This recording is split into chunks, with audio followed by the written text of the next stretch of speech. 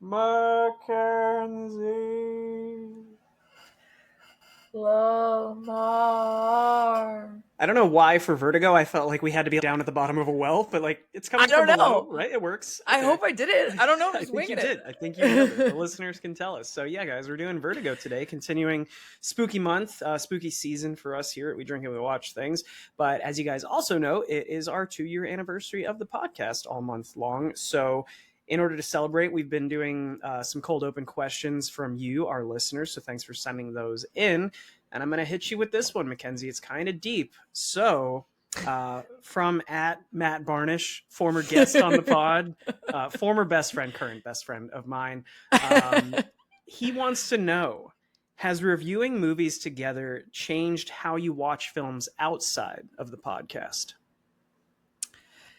Actually, this is a really good question because I'm kind of not sure. So I'm going to answer stream of consciousness, maybe, which is certainly while I'm watching an episode for the pod, it's very different than when I normally watch a movie because I'm trying to take notes. And even if it's a first watch for me, like I'm having to take notes versus just watch it. So that has definitely changed that experience. But watching them outside of podcast movies, I don't think it's changed it that much. And I'll tell you why. So part of how we got to this point, I think, of doing this podcast together is that, well, Lemar and I both knew that each other liked movies. We worked together. We got to like chatting with things over our Slack at the time. Plus, also drinking. We liked drinking. Obviously, we'd established that. But we went, I think, to 1 or 2 movies together, and the first thing that we wanted to do when we got out of the movie just very organically was talk about the movie, and we grabbed a beer, and we went outside and we talked about it or whatever. And we had, I thought, great conversations. So I think we still, right after the movie, had some pretty clear insights into what we thought about the movie and what we thought were themes. And like, it was a great conversation. So I would say kind of no, because I think that's why we do this. I think that's a very transparent answer. I feel like it's tempting to want to force something there, but I think honestly you were already a huge cinephile before we started, more than me. So I know you were already looking at things with a very critical eye and seeing all these details. And the same is kind of true for me. I've taken a bunch of film classes and stuff, so like I was already noticing things in films that some people might not. Most people just want to sit down and watch a movie, but I'm looking at the way that it's directed, the way that things are shot. Like I will just like, I went and saw Weapons recently. Did you see Weapons? No, you're the second person to bring it up to me though. It's different. It's a ride. I don't know that you're gonna love it. I feel like you would enjoy it, but it's worth watching is what I'll say. But in that, there's like, I fangirl over really cool shots in films. Yeah. But that's something that I've always done. So when there's a one shot or a crazy angle, and we're going to talk about some of the craziness in this Hitchcock film today for sure. But when I see that, I nerd out over it. And it's separate from my personal enjoyment of the movie. But that's always been the case, I feel like. The one thing I will absolutely agree that taking notes during a first watch sucks. I really want to just sit back and enjoy it because I feel like I have to rewind occasionally or I miss a little line of dialogue. There's been a couple movies we've done this year where I'm like, why did this happen? And you say it and I'm like, I was looking down at my notebook when that happened, so I missed key stuff. You're just not able to be immersed, it's not the same. In a perfect world, I would have an extra 2 hours that I could just rewatch the movie right after. Right. But no, I don't think I've changed that much. I think I'm watching more movies, obviously, not just stuff on the pod, but when I got my Letterboxd account finally set up after all this time, I'm treating it almost like Pokemon. Like I got to watch them all. So got to watch them all. I'm just checking off movies left and right that we aren't necessarily doing on the pod, but just to be like, okay, this top 250 IFC films, let me knock some of these out. And you every year do every single Oscar nom. So you're way ahead in that, but I feel like I am definitely watching more because of the podcast. Yeah, I would agree with that because I used to consistently watch maybe one movie a week was probably the average for a long time. And I know that sounds like a lot, you guys, but it's definitely gone up. Like it has definitely gone up in terms of trying to do the Oscar movies as well as do these movies. And I try, even if I've seen it before, as you know, we try to rewatch them. Once in a blue moon, I don't have time to rewatch something I've already seen. But most of the time, yeah, we crank them out, and somehow we haven't missed a week yet, as we said, and we're going to continue to brag about it all month long. Yeah. So his other question was, what drink got you the most fucked up while we were doing an episode? Do you know offhand, like one that really hit hard? I remembered offhand one that I really liked, and I think we were trashed that day already, which was the Apex Spritz.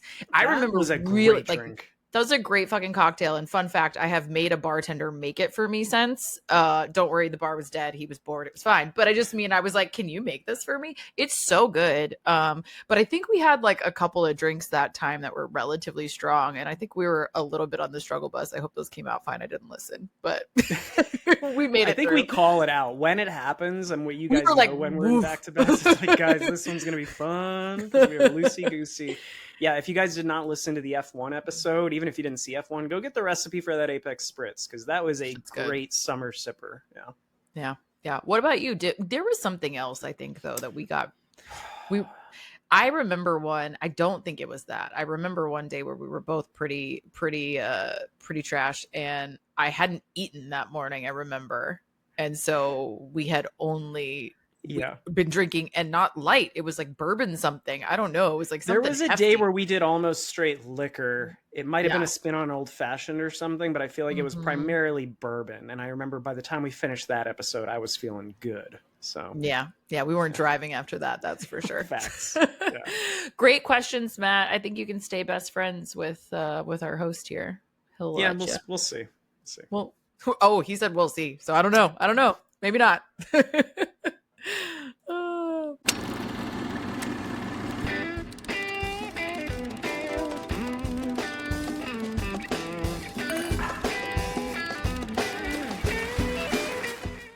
Welcome back to We Drink and We Watch Things. I'm Mackenzie. My name is Alfred Hitchcock. No, I'm Lemar. That was the best Hitchcock I could do. I don't know if it's good or not. I've only heard his voice like twice. Is he British? He is British, right? He's British. I don't know if that was it, though. A for effort. Thank you. We're getting into the spirit of things here for spooky season, and we're going to continue spooky season with, like, not a horror, just a little thriller, just a light thriller, but a classic one in Mr. Alfred Hitchcock's Vertigo. So 1958. Yeah, this is a first for you. Yeah. Yeah, I've seen a handful of Hitchcock. I haven't seen a lot of the key ones. I still haven't seen Rear Window, but I've seen a lot of the others. So okay, but this was the first time on Vertigo. It was fun, different. We're gonna fucking get into it, and we're gonna talk film noir, and we're gonna talk Hitchcock, and we're gonna talk spooky stuff, and we're gonna talk all the things and some nerdy shit, which I'm so excited about. But first, what are we drinking? Well, our cocktail today is brought to us, as always, by at Craft World, and we are calling this the Penrose Fall, which Mackenzie's going to explain in a second where that comes from. But this is 2 ounces of Hendrick's gin, or whatever gin you have on hand, 0.25 ounces of mezcal, 0.25 ounces of lychee liqueur, which I had to go to, not everywhere has that. I had to go find, I think it's Sojo or Soho is the brand that I found. 0.75 ounces of green liqueur, so that could be sour apple or Midori. I use Midori. 0.75 ounces of lime juice and half an ounce of simple syrup. And you're going to shake, strain that into a martini glass, and then a little dab of black food coloring in there. And then you kind of stir it with either a pick or I had the little thing that we skewer our cherries on and whatnot. And give it like a little twirl, and it actually looks strikingly similar to the opening credits of this film.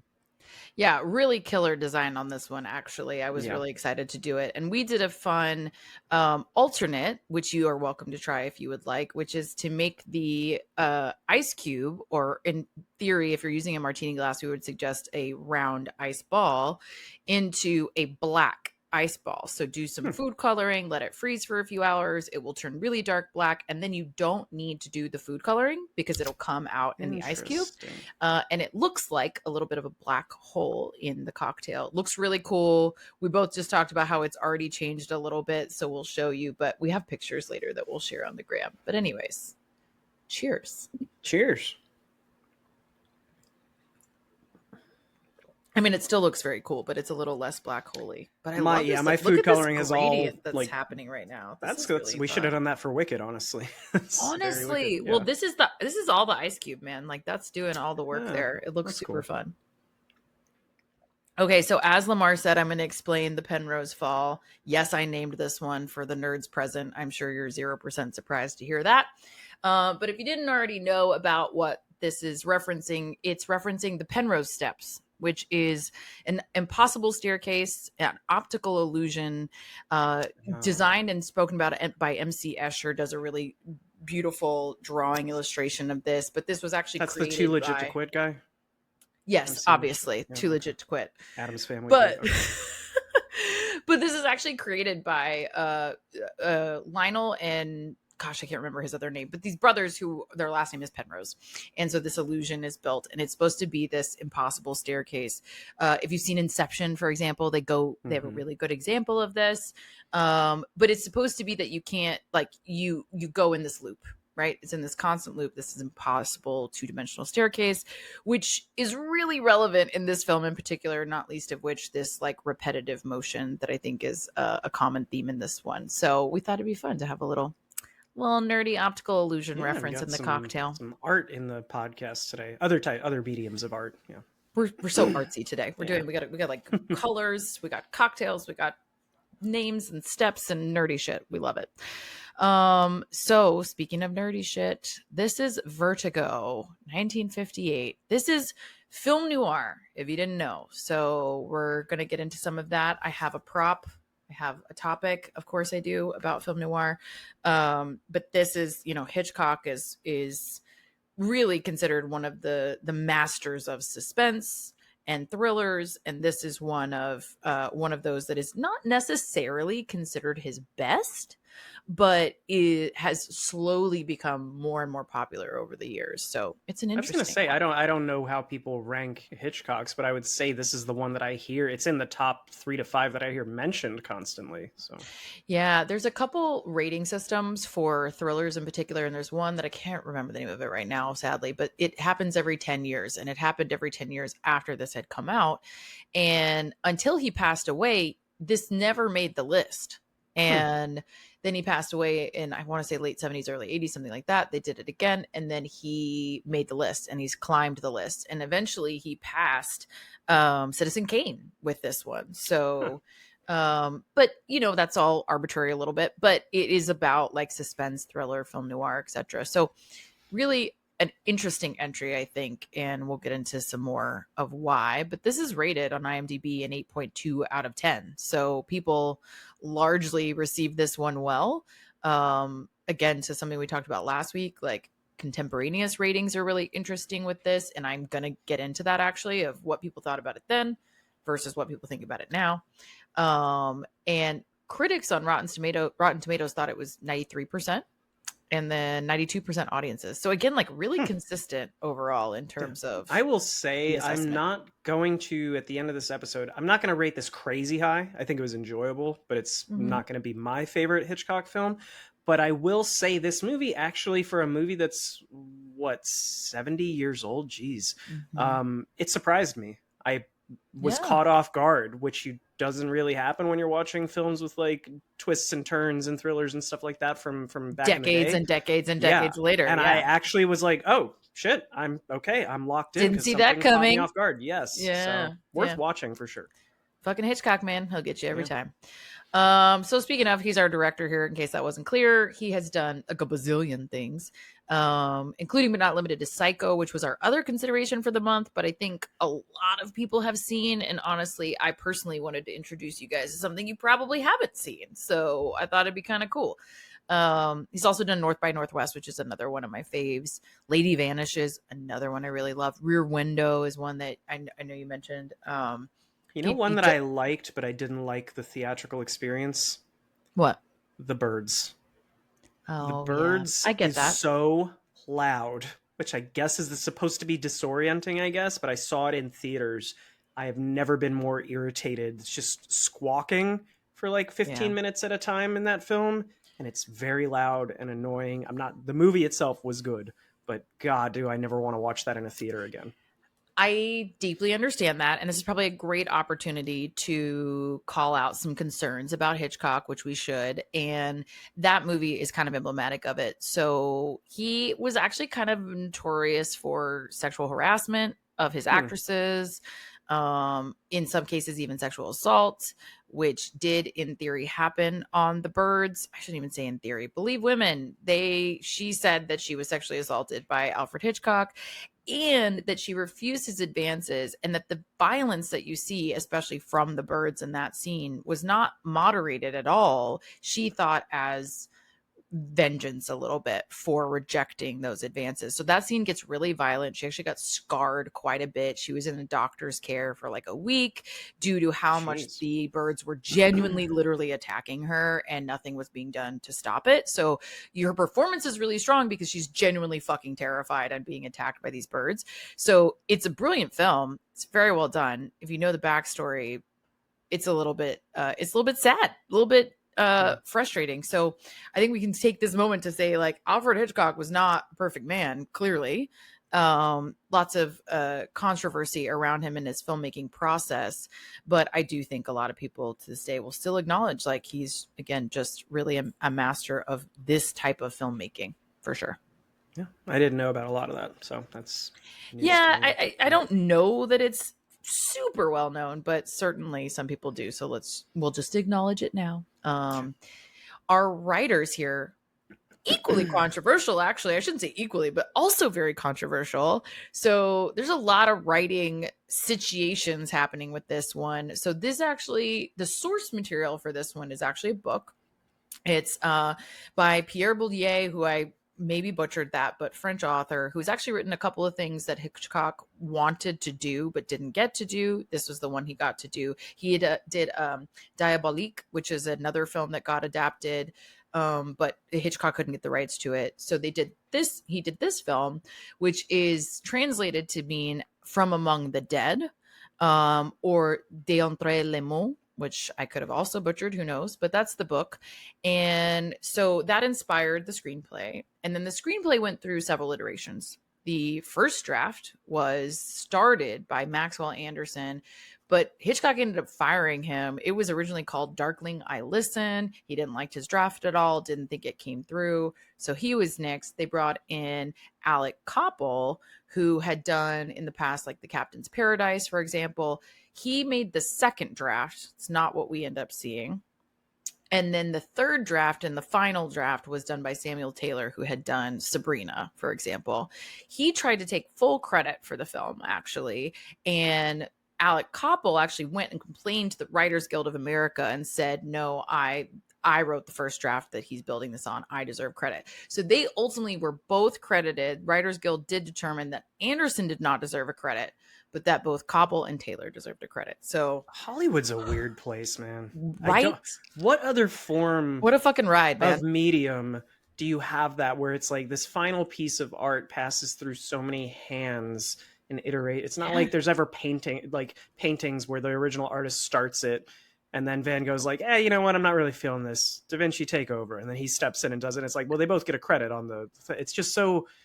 Hollywood is weird. That's very strange. Weird. Although there is a copy of the Mona Lisa that was done by one of his students that people thought was the real one for a long time. But let's not get into that. Anyway. I also wanted to throw in here. This is weird to laugh. I'm doing a nervous laugh right now. You led with Hitchcock and you led with all his problematic stuff. Not laughing at that. But all I had written down was Hitchcock is afraid of police and eggs. Those were his two fears. And it didn't seem right to do my fun fact after your not so fun fact, but I did want to get that into the episode. So there it is, guys. You're welcome. Oh, I think it worked. I think you placed it perfectly. Yeah. Good work. An appropriate amount of time had passed. I also didn't know that. So thank you for teaching me something about Hitchcock that I didn't know. I do want to call out the composer on this one. I know we don't always do that, although we should do that more. I apologize. But this one, I thought it was very relevant. And if you watch it, you'll understand why. It's very important to the telling of this story, the musical cues of this one. So the score here was done by Bernard Herrmann, who actually is a longtime collaborator of Hitchcock. So pretty common that he's done some things with Did he do Psycho 2? Do you know off the top of your head? I don't know off the top of my head if he did Psycho 2. Curious. Yeah. Okay. But it is really good in this one. It is very good. And then I actually, there are a lot of ancillary characters, but I think we spend our time with a core four, Yeah. which are James Stewart, who plays John Scottie Ferguson, only referred to as Scottie, really. He is of It's a Wonderful Life fame. Let's shake it up a little. Very different. He also did Anatomy of a Murder. So I like that we get to see his range a little bit. And he is different in this than he is in It's a Wonderful Life. He's still kind of like ornery, but Yeah. yeah, exactly. Do you know what his last role was? I saw this on his IMDb. His very last role. What was his last role? That's a good question. A little left field. You wouldn't expect it. Okay, then I can't. Then I probably don't know it off the top of my head. He was Sheriff Wiley Burp in An American Tale, Fievel Goes West, which I loved as a kid, and I didn't realize that was James Stewart's that's so last cute. role. Yeah. Oh, I love that for him. That's a good one. Good way to go out, all right, Kim Novak, who actually originally was not going to be our Madeline Elster, but she was kept even when the original actress became available. And she has not done stuff that most people would know, so I'll just throw out there that she did Bell Hook and Candle. It's what she's most well known for in Theory on Paper. But yeah, not a ton of, not the Sabrinas of the world, for example, that you would maybe recognize. She's still with us too. Like, I think she just recently celebrated her 92nd birthday. So one of the few folks on this that is still with us. So she's also hosted several anniversary showings of this film. That's like cool. In real life. She's really good in this for the record. I wrote down she floored me at different moments of this. She does she makes some really interesting choices. Yeah. Really, really good choices. Tom Helmore plays Gavin Elster, her husband. He's done The Time Machine, for example. And then our last one is Barbara Bel Geddes, who plays Midge Woods, probably most well known actually for Dallas, which started in the late 70s, like the OG Dallas, and ran for freaking decade or whatever that was. But she's very interesting in this as well. I think she's got a for the time fascinating character. I mean, you are more familiar with cinema like from this far back than I've only seen a handful of movies, but I feel like for the time she stands out as far as like female characters in film. She is independent and like speaks her mind. I think this was a role that was kind of ahead of its time, or maybe at least just an exception to its time. I think she stands out in this one certainly because she's very she's multidimensional in that you can't really categorize her as one thing. Yeah. And I think that's really compelling. I will say, I think we had phases in Hollywood where women were very well written and phases where they were really poorly written and generalized. This is one of the film representations of this that I think is the most interesting, actually. They're all pretty complex and have some interesting facets to them. So yeah, she's great in this. I did want to take a quick minute to speak about my prop before we get into the fun things. Let's hear it. Okay, so I brought my Film Noir magazine. This was like an anniversary edition of Life Mag. This was about 75 years of the greatest crime films, film noir. So if you didn't already know from our prior covering of The Maltese Falcon, that's largely considered to be the first film noir.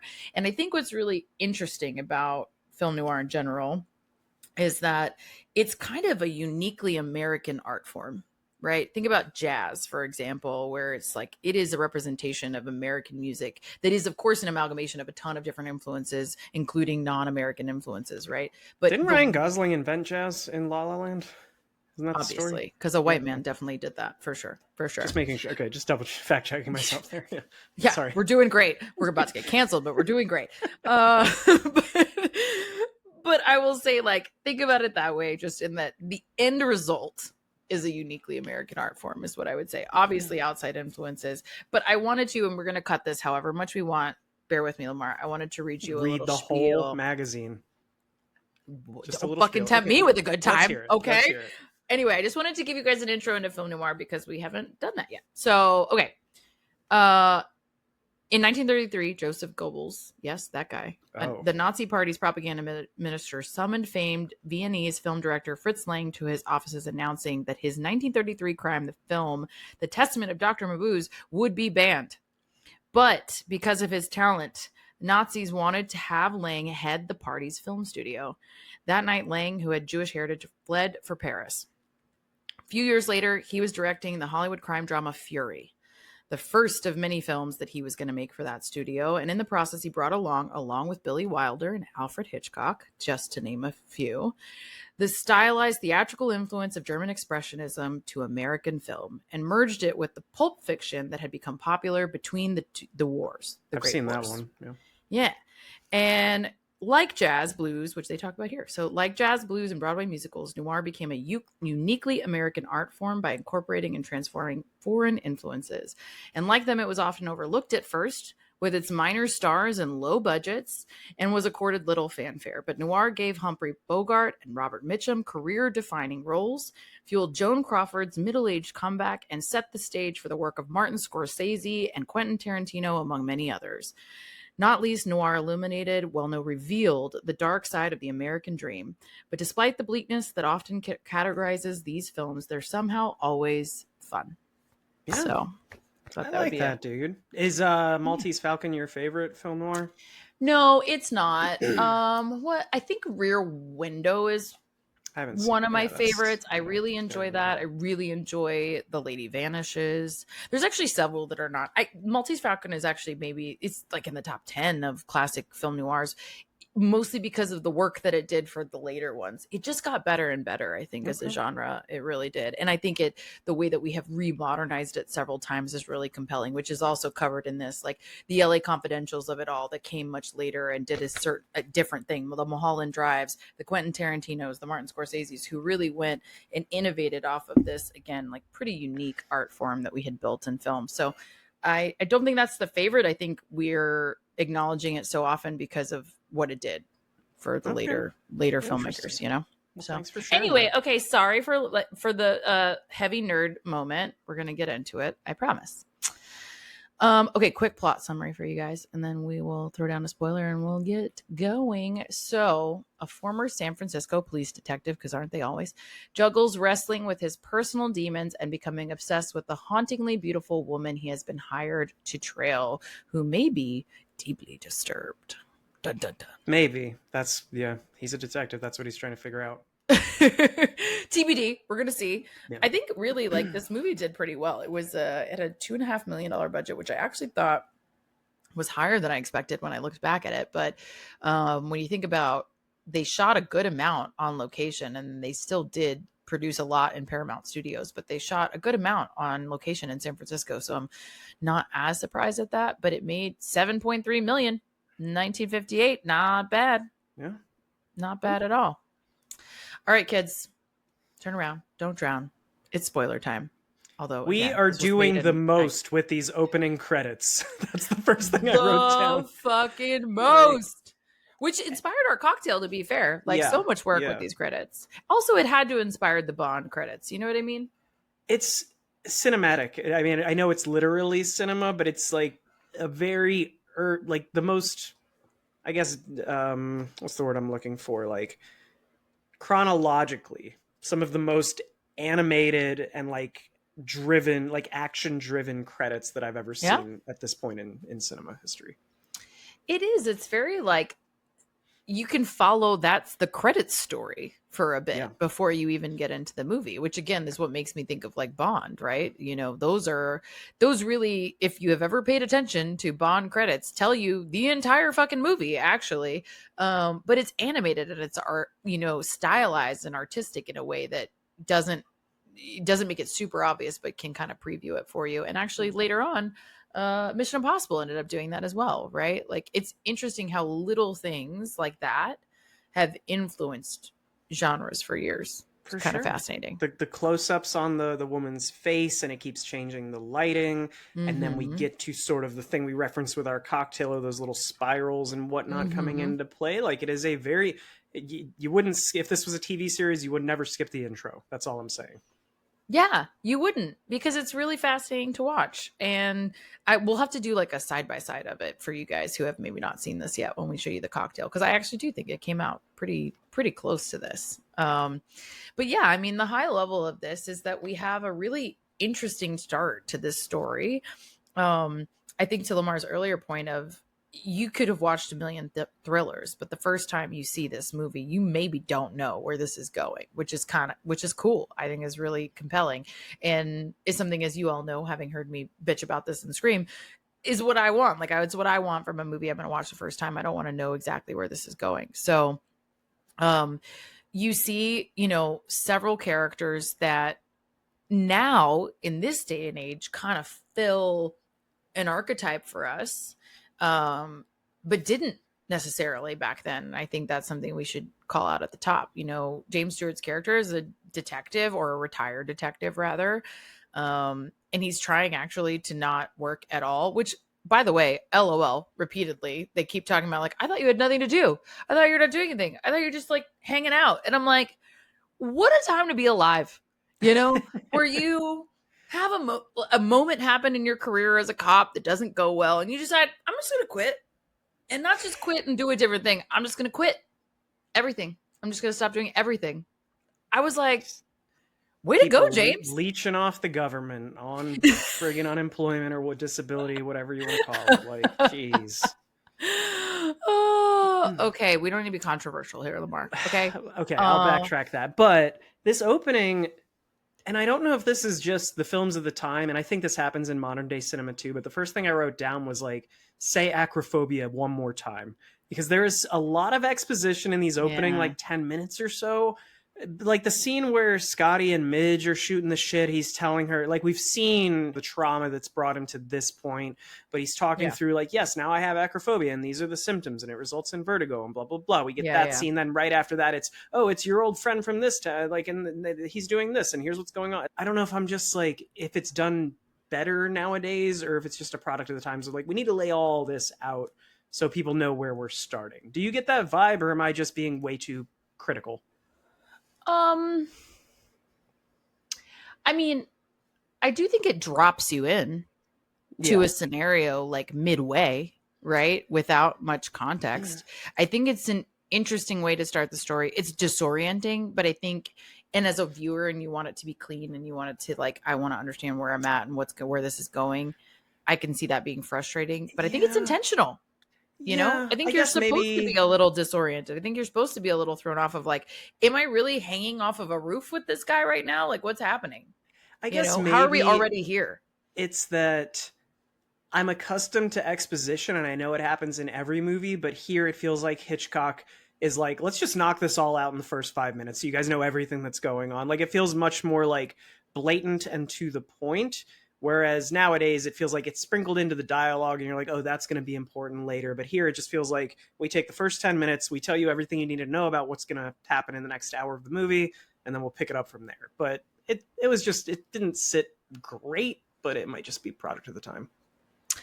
I think it's actually Hitchcock experimenting a little bit with, like, what do I think is unnecessary here? But I need to give you the basics, right? Like, I don't want to go into this whole fucking backstory of this guy and his whole thing and, like, draw it out, right? I want to get to the compelling part of the story, which is, what is this woman's life like, and why am I being asked to follow her, and what's the result, and all of that. And I think that's where he feels like the meat of the story is. But what I will agree with you out of the gate to say about this film in general, on rewatch especially, is that the pacing is a little bit, leaves a little bit to be desired, right? Because you do start with, again, you get dropped in from the top of, like, boom, he's hanging off of a roof, boom, he's got acrophobia, boom, he's got this, like, pseudo X thing who's like his Girl Friday kind of energy a little bit, but then also now I got to go do this other thing and I'm gonna be drawn back into this career that I wanted to leave because of the acrophobia. Like,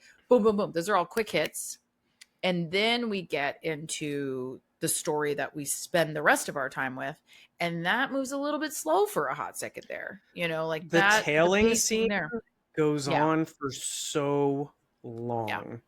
Just we get what's happening, and I do like, not to pivot too hard here, but I do enjoy that this starts out with, I thought this might be a horror movie at the beginning because they're saying, oh, do you believe the dead can come back and possess the living soul? So it starts out with paranormal energy of it all. Is that kind of what's happening? And then we're following her and we're seeing these interactions, this kind of these spooky engagements. But yeah, that tailing scene, it's like multiple locations over 15 or 20 minutes, and it is just like, dude, can we get to the point of what we're trying to do? I agree the pacing in the first hour is a little rough. Yeah, and I think what's interesting there is actually speaking back to the writer thing that we talked about at the top of Taylor was hired because of his familiarity with San Francisco and that they wanted this to be shot on location and wanted it to feel realistic. And I wonder how much of this is him kind of giving a tour, you know what I mean, of like, here's the San Francisco of it all. We're trying to establish our home base. We're going to make our way to the Golden Gate Bridge eventually. We have this mission that plays a very important role. And the way we're doing that is laying the groundwork in Nob Hill, for example, which jokingly is referred to as Snob Hill. If you don't already know, it's one of the highest points in San Francisco. And it's where all these really high end, it's where all these really high end mansions are. Right. And it's where she's wealthy. She comes from a good, you know, she has a marriage that's obviously well off, right, from their experience. This guy's an exec of a company, whatever. And so you're getting these kind of key landmarks that I think are supposed to set the stage as San Francisco, but also like wealthy San Francisco specifically. And I think that's supposed to juxtapose a little bit against her just fundamental beauty, the aesthetic of her life, the privilege of her life, against this very dark and twisty, like, is there this paranormal thing happening? Is she possessed? Is something, you know, what's going on with this woman?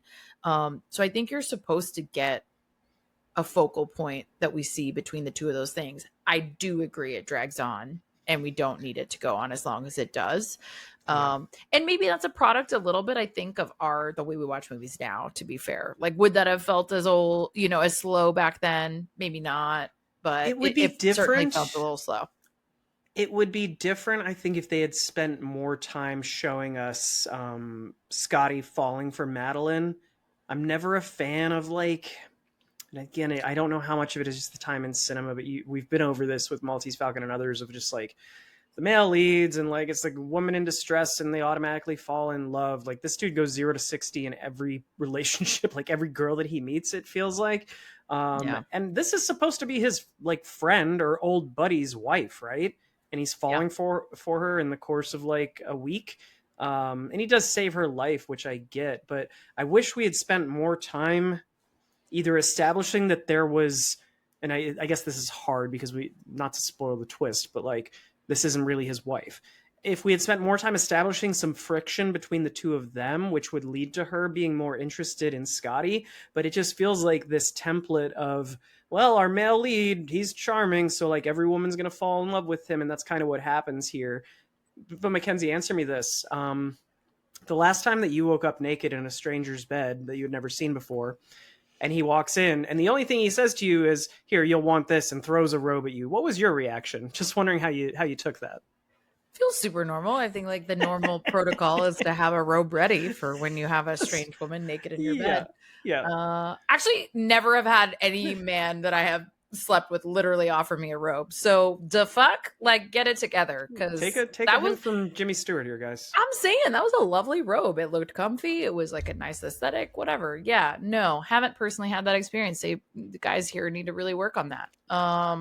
No, but in all seriousness, I will say, I think what's interesting about some of what you just said too is that you don't get a lot of her motivation. You don't understand a lot about her until much later in the film. Mm-hmm. And it's funny because in the book, actually, the Judy's involvement in Madeline's death, which she's not directly responsible for, but she's involved after the fact, is not revealed in the book until like the denouement of the book, when all the resolution is happening. If you don't know what denouement means that's the ending, the resolution, all the loops are being closed, all the things are being tied up, right?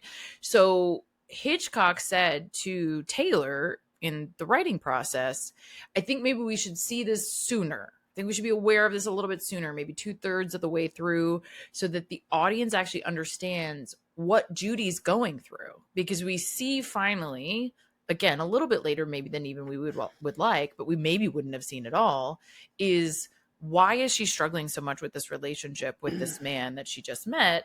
other than the fact that he's super controlling, which by the way, we'll get into in a minute.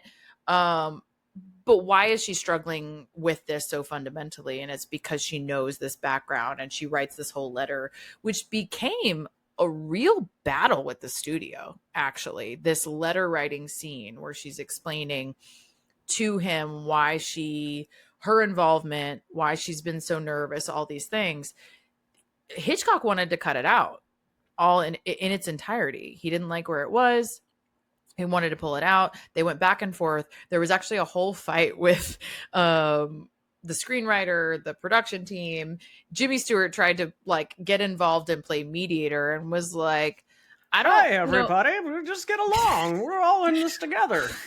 Literally, he's like, Herbie, you shouldn't get so upset with Hitch. This picture is not that important. That's his direct quote. This picture is not that important. It's just a movie. He's the fucking lead in this movie, and he's like, it's not that big a deal. I don't really care. Yeah. I'm glad they left it in, though. Like, I had read that it was that was the studio. But as a first-time watcher, I think it makes the second half of the movie more engaging and interesting that you know what's going on. Even Janelle called it out when we were watching it, because she writes the letter, right? We get her whole monologue explaining everything, but then she rips it up. So Janelle was like, that was for us. And yeah, that's exactly, it's for the audience to be aware of what's going on so you can see how the rest of it plays out. She nailed it. Yeah. She nailed it. She did nailed it. We need her back. We haven't had her in a minute. Anyway, great call out, Janelle. I mean, because it helps us, the audience, understand what's happening here exactly. And I think it helps us see why maybe she actually doesn't exit that situation. And this could be me with my like modern woman's lens, but I struggled so much with his character at that point in the story, right? To your point, it's really hard to see them fall in love, right? He's been tapped by this man who's supposed to be his friend, who we have no suspicions of. We just think he's very worried for his wife, which, by the way, Oscar to that man, right? Because he's super concerned about his wife's well-being, doesn't know what this, phantom thing has taken over her. It lends this possibility of a paranormal situation to this film that kind of hovers over the whole story. But then they meet and he starts to follow her, and they don't really spend that much time together. He just becomes protective of her seemingly in this process. He rescues her from falling into the bay, which she jumped into, knowing he was following her. Yeah. And then all of a sudden he's in love with her.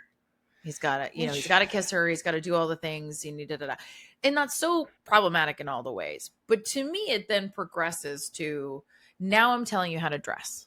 Now I'm having you dye your hair.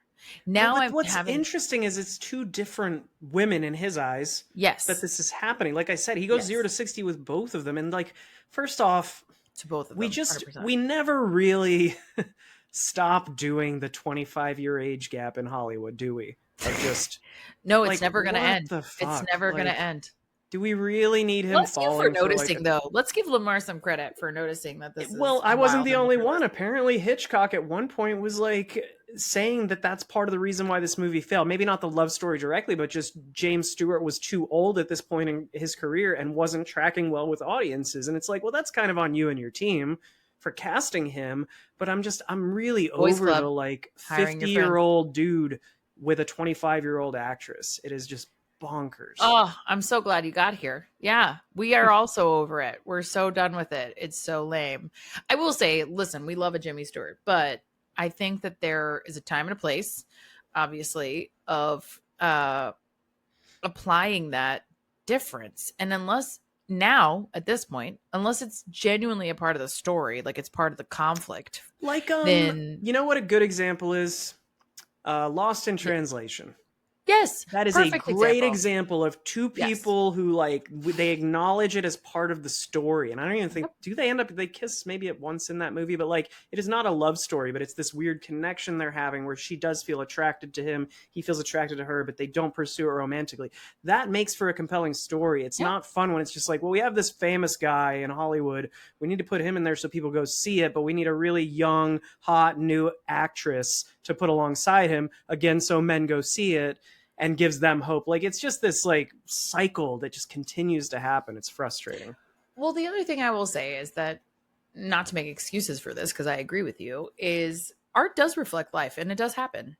right? Like it happens in real life. We see it all the time. You know, I personally, I think I've said this on the pod. I dated an ex-professor of mine who was not my professor at the time. Everybody calm down. This was after I'd graduated college, but like I dated a man who was easily 25 years older than me for a little bit. And it didn't work out, obviously, but it does happen because there's you see something in them, there's some like bond there. In our case it was very intellectual, whatever.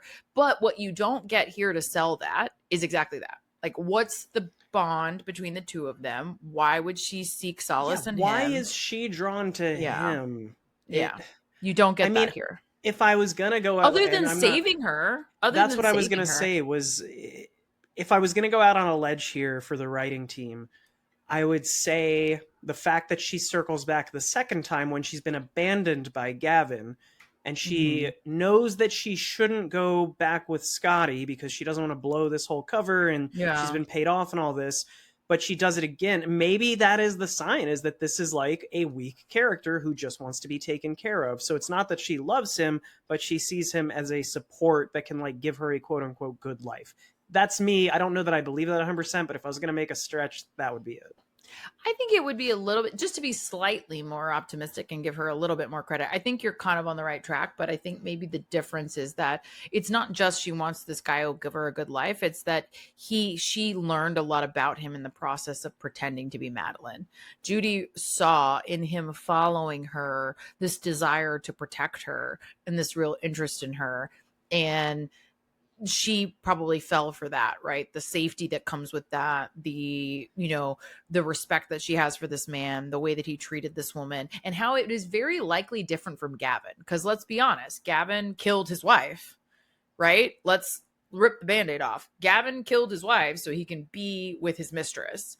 If you are the mistress, you have at least minimal question marks about whether or not you're an ex. It's like, right? At some point, Henry VIII's wives probably should have figured out how this is Number 6 was worried. You know what I mean? Number 6 had some concerns for sure. So I think this is the same situation of like, fuck, am I next? And this guy is gonna protect me. And he loved Madeline in a very short period of time, and he took care of her and he tried to protect her. And it was purely incidental that she died. She wouldn't have died in theory had he been able to protect her, blah, blah, blah. So I think there's a little bit more to it for Judy than just wanting somebody who will take care of her.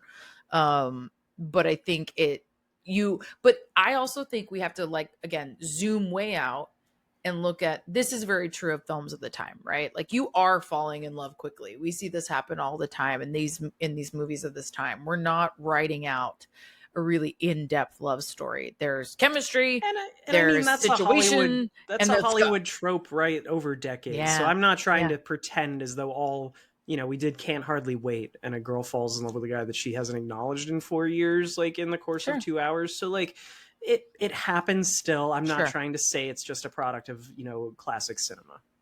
No, I get how it happened is what I'm saying. And I think she has a little bit more to her love of him than first meets the eye. But I want to take a second too to look at, again, I think what makes this really interesting and compelling as a film, even though some of that is maybe not as believable, you do question at multiple points the possibility of the paranormal, right? You wonder, like, what's this Carlotta Valdez situation, and is she channeling her? And I love the sequence personally of the part of us going through San Francisco that I do think resonates is following her around, but to these things that have a direct tie-in to why she is maybe being the way that she is. She's staring at this painting and she identifies with it. She's going to this old mansion that used to be owned by this family, and by the way, that was a historical place that was real, and it was a real mansion, and they tore it down the next year. So we got to see this in its last moments, and so it's really cool to watch that progression and see us at the very least question it. You have the woman at the hotel who lets him in and is like, I didn't see her, what are you talking about? And there's all these moments that make you just question it enough to go, is this real?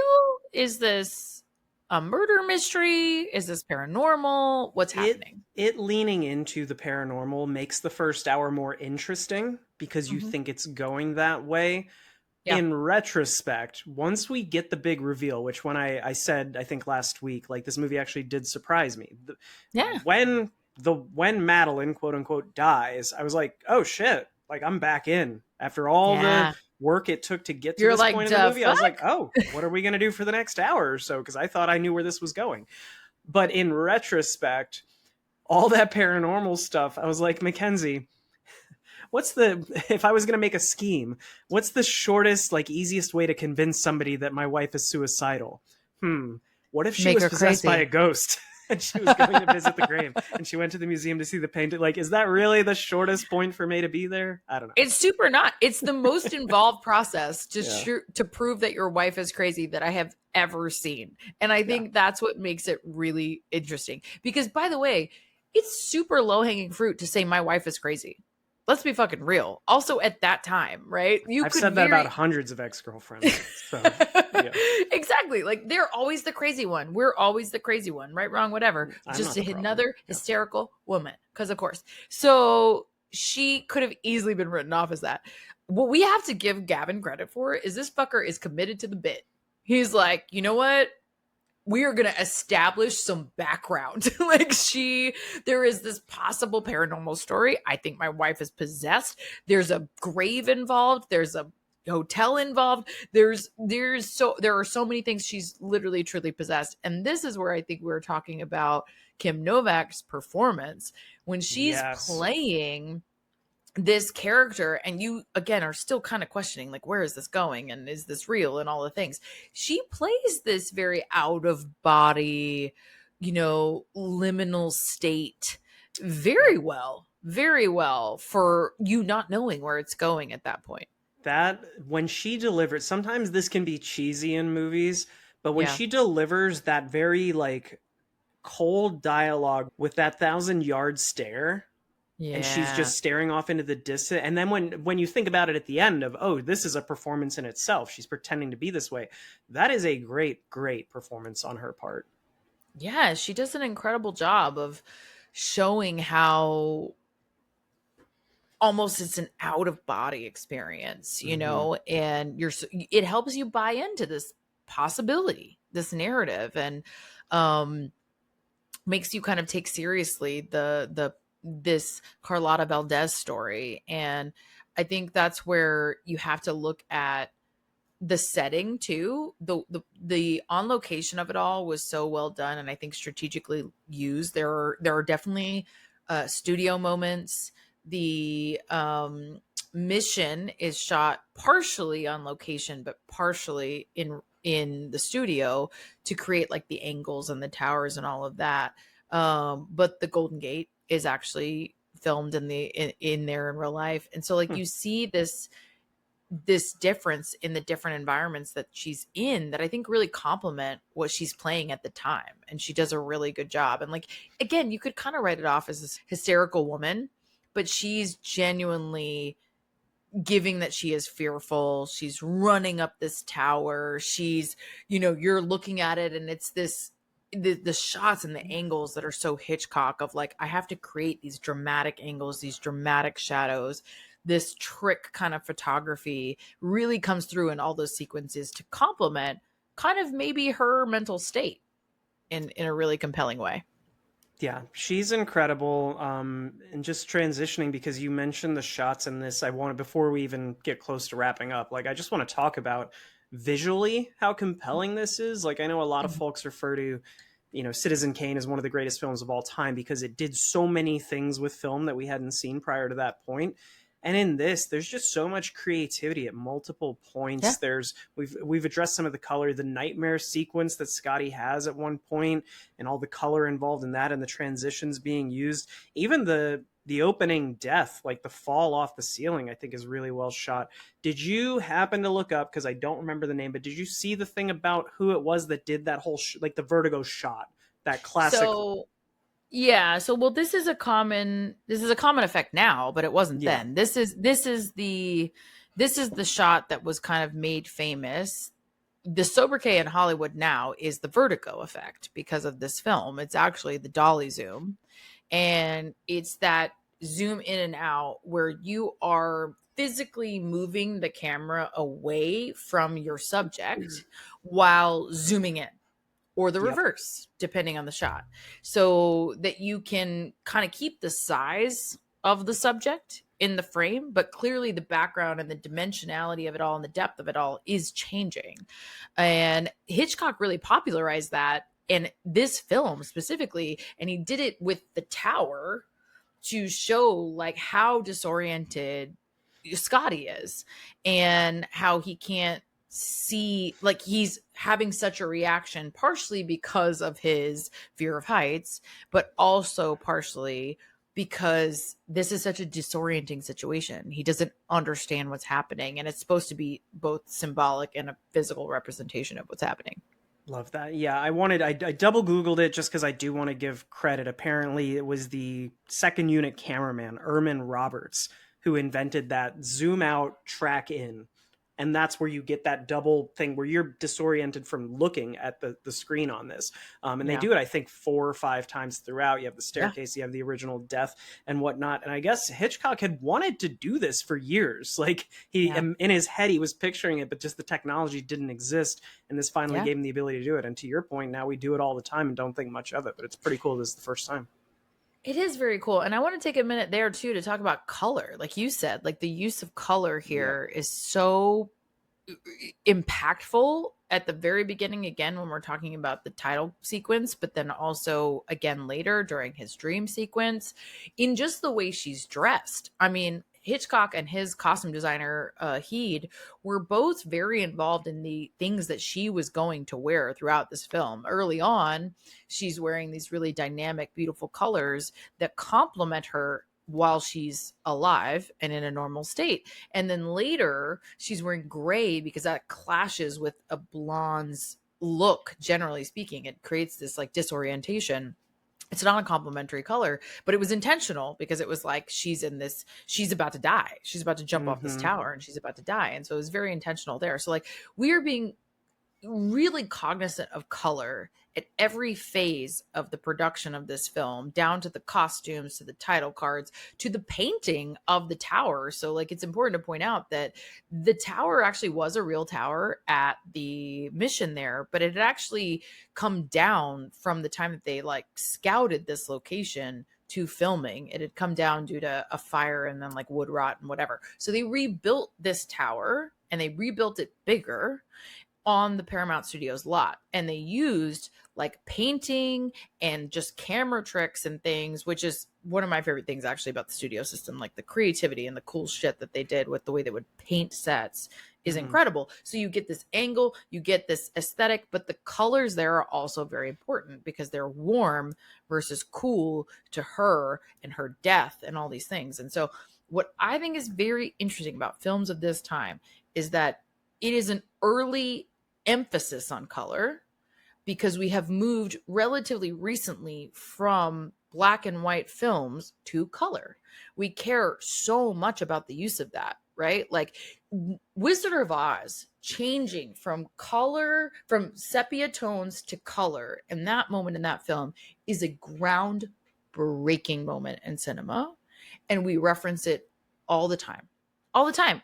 You hear it in a poem, in a book, where it's like it was like seeing color for the first time. That's that movie that did that, right? And this is us doing it again. It's still pretty early, for us to be so focused on color. And I think what's interesting now is we really take that for granted. We really take that for granted in our current films, and Technicolor specifically being used, which it was here, is such a huge impact on the viewer experience. And it's so different from a black and white, from a sepia tone that they are used to up to this point.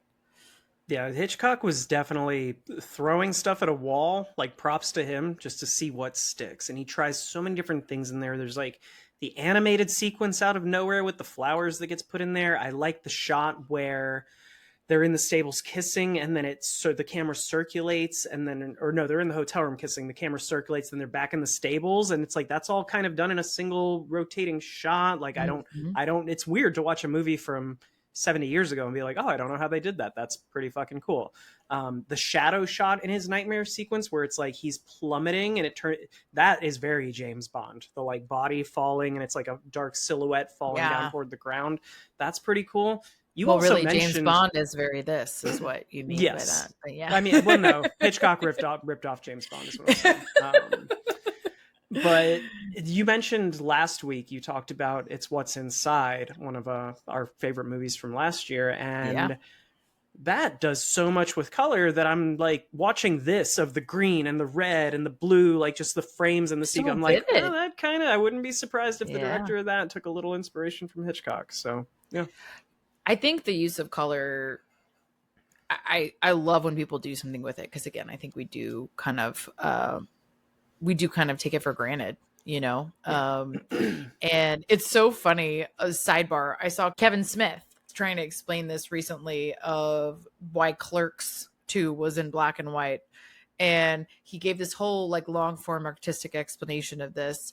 And somebody else was like, it's just because the color was too expensive and they couldn't afford it. And he was like, no, it's supposed you can see the grainy through the surveillance camera in the convenience store that you wouldn't be able to afford color. And it's like, actually, no, you just couldn't afford it. But that's what I love about the use of color is like you have a lot that you can take away from that and interpret of that application. I want to talk about a couple other things before we wrap up here.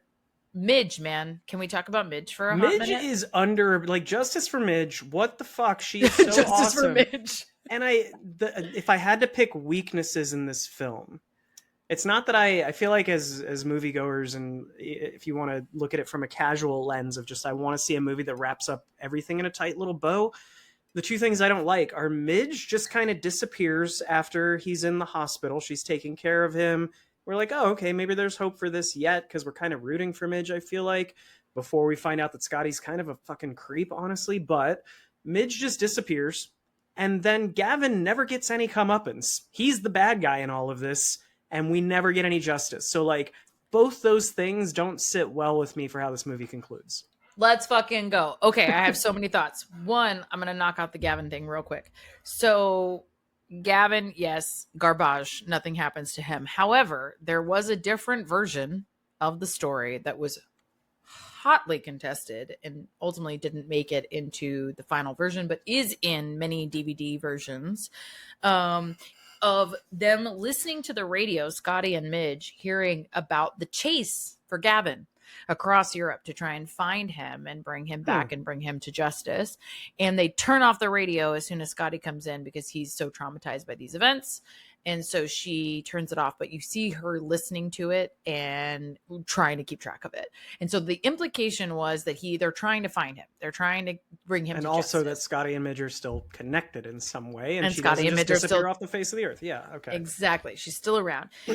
That was, in theory, supposedly due to censorship and rating organizations across Europe and the US, where they were like, we want to show that we would hold this person accountable. And it is actually not the story that Hitchcock wanted to tell. He wanted it to be that this man gets off, right? And nothing happens to him. And everyone else wanted it to be that there needs to be some kind of action taken against Gavin. So that's an alternate ending that does exist, was shot, doesn't end up in the final product. It's just weird because it feels like we treat the back half of the movie as though Judy is sort of the villain because she's been lying to him, and we know that she's been lying to him.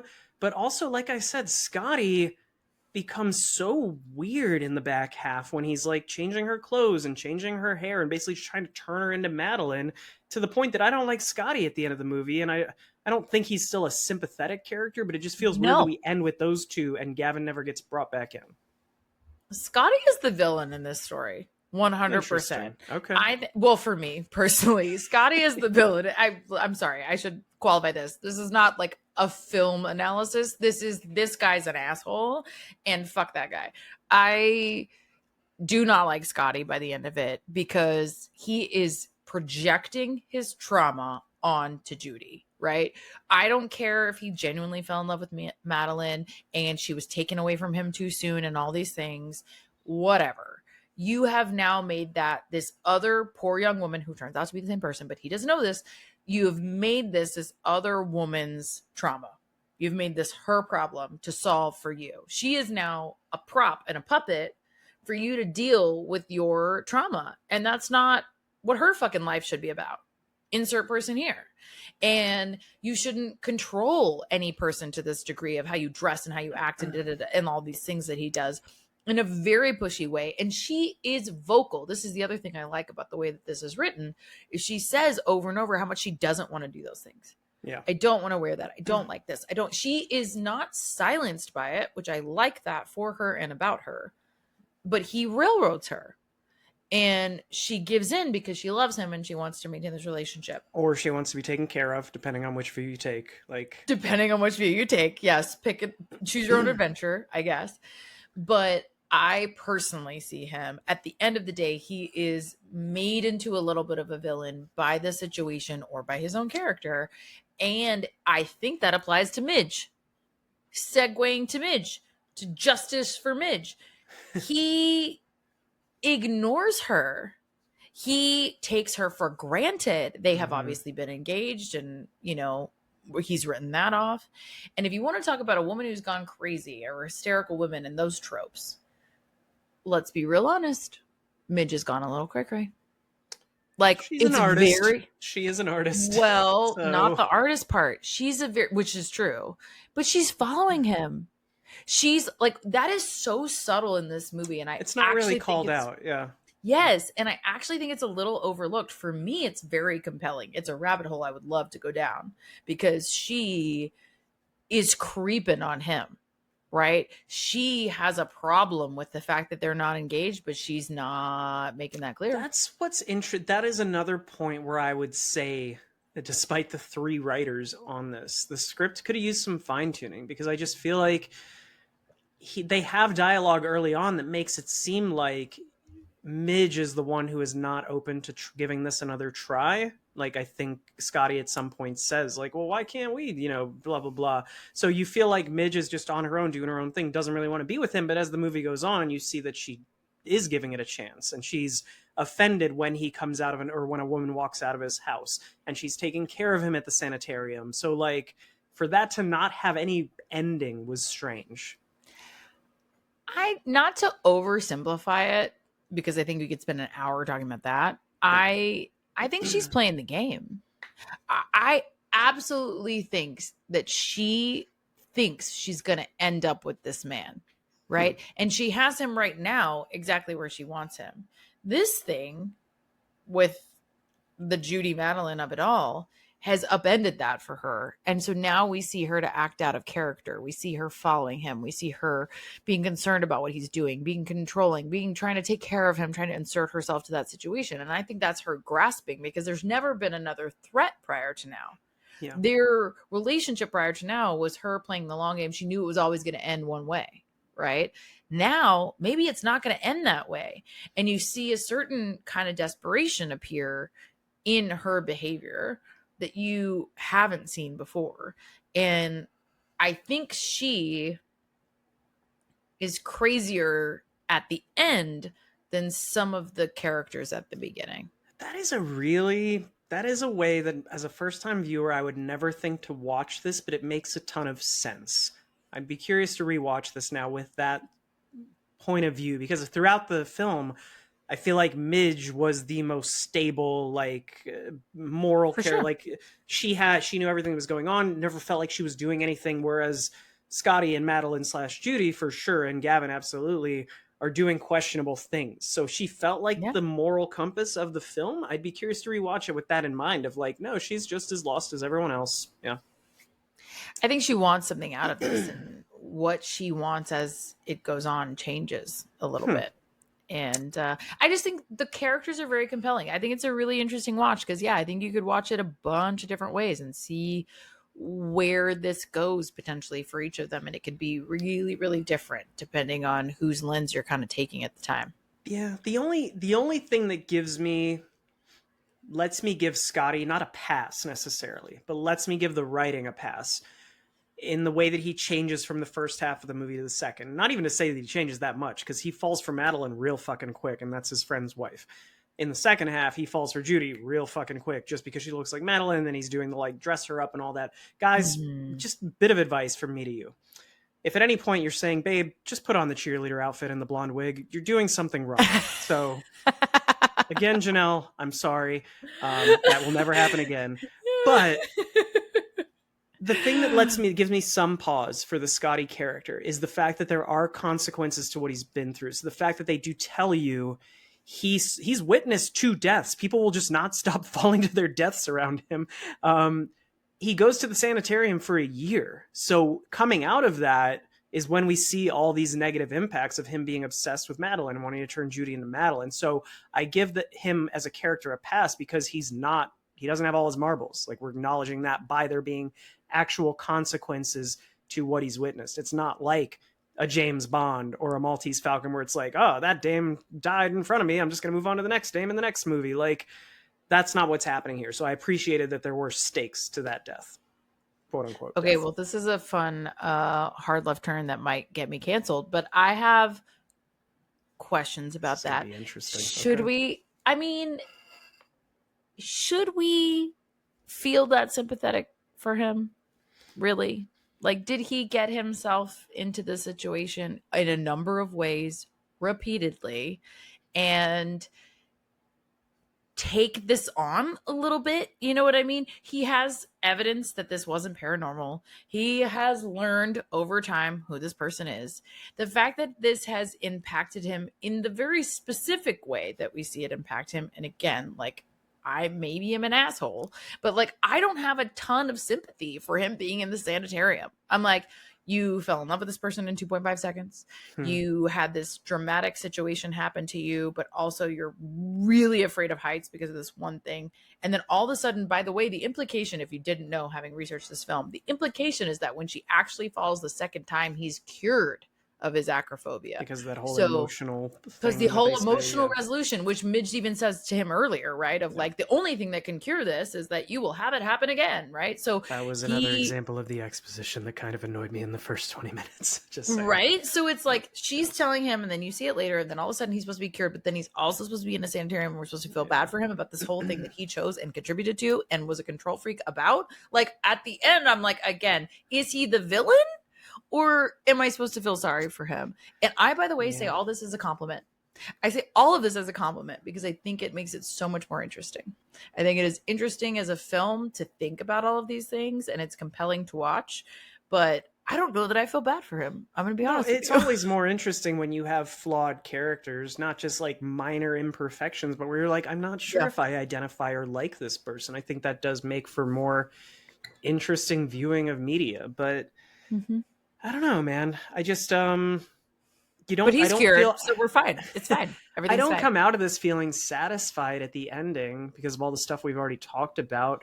I also feel like that last shot of like the nun coming up the stairs. I thought they could have shot that. That was fucked up. Not to criticize. I'm not going to go and be like, I'm a better director than Alfred Hitchcock, but like the way that is lit and shot, to me, it seems plainly clear that it's a nun before she falls, and it's just the way that it's shot. At first, for the very first shot, it's like, oh shit, who is this? But then they show the nun, her outfit getting illuminated, and then the girl falls. And I was like, that seems silly. Like, I would have shot that a little differently to make her think that actually it is the ghost of this.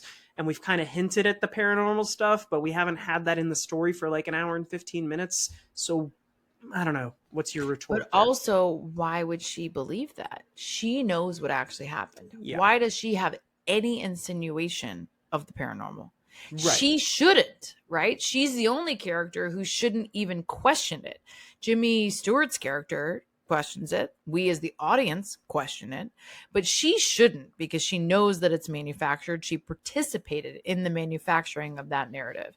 So why would she be concerned about who's in the corner? Now, that being said, it's a creepy angle. It's a creepy image. It's a whole thing that feels like a reach at the end. It is absolutely, totally a tool to create the fall.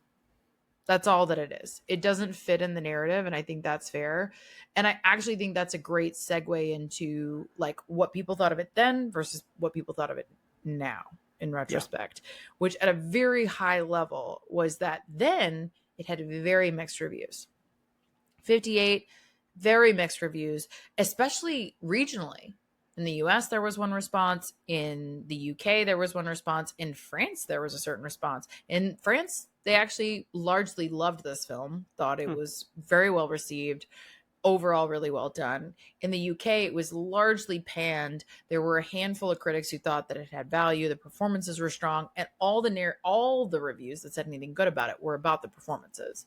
And then in the US, it was still mixed, but it was mostly about this kind of deferential commentary about Hitchcock. Like, he's still the master of this art form. He's still the master of this murder mystery energy. But at the end of the day, the story was lacking, or this was overdone, or this thing happened, whatever. So there was a lot of that kind of commentary overall. And it was like, it's because at a story level, which to date we have to understand, stories are pretty well written at this point. It's kind of the thing that films hang their hat on. And what they say now is that this is emblematic of Hitchcock trying to get away with murder, so to speak, of he can do whatever he wants now because he established himself as the master of suspense in this genre, but it is not believable. The concept's not believable. It's not fully fleshed out. The writing is over the top. He takes it too far, is the overall consensus at the time. Later, which is when it's like re-evaluated over and over, some of the every 10 years, I think it was Sight and Sound, I can't remember, but it's re-evaluated every 10 years. It starts to gain more traction. People start to see the value in it, especially with the historical, like the way that it was shot and the dolly zoom or the vertigo effect, as we talked about, and some other things. It starts to get a lot more credit over time. And it makes a lot more top 10 lists, and it makes a lot more sense to people in retrospect. But contemporaneously, it was very mixed. It's visually incredible, like lots of really cool stuff that you hadn't seen before. The story is mixed. I like the fact that it feels almost like two different movies. I like the hard left turn. It's very similar to Psycho, honestly, where halfway in, this compelling event happens, and now you're in a whole new plot that you weren't expecting from the first hour. But it just doesn't play out in a very satisfying way for me. So I don't know. I'm ready to give my rating. Are you ready to give your rating? I was going to say, let's get into some ratings, because I will give you this before you give your rating, which is that we talked about the Rotten Tomatoes, the IMDb's of it all. This is one of only 14 films with a perfect score on Metacritic. So 2 other Hitchcock films that I actually think are better, Notorious and Rear Window, are also on this list. And it's made several other top 10 lists of best films of all time. But again, I think we've acknowledged like where the gaps are. I still think it's an incredible watch. And one of the main things that is called out in every single review is that it is unpredictable. Like, you don't know where this is going. And it's a unique story in that sense. So yes, with all that in mind, no pressure, give us your rating.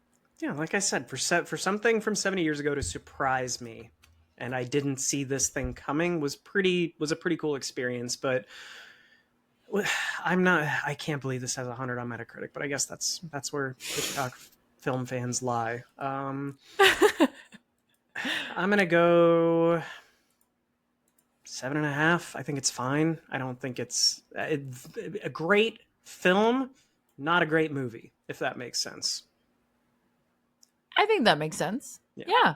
I think that makes sense. Like the watchability of it all versus like the art. Like, I found myself going, wow, at some of the visuals, especially for their time.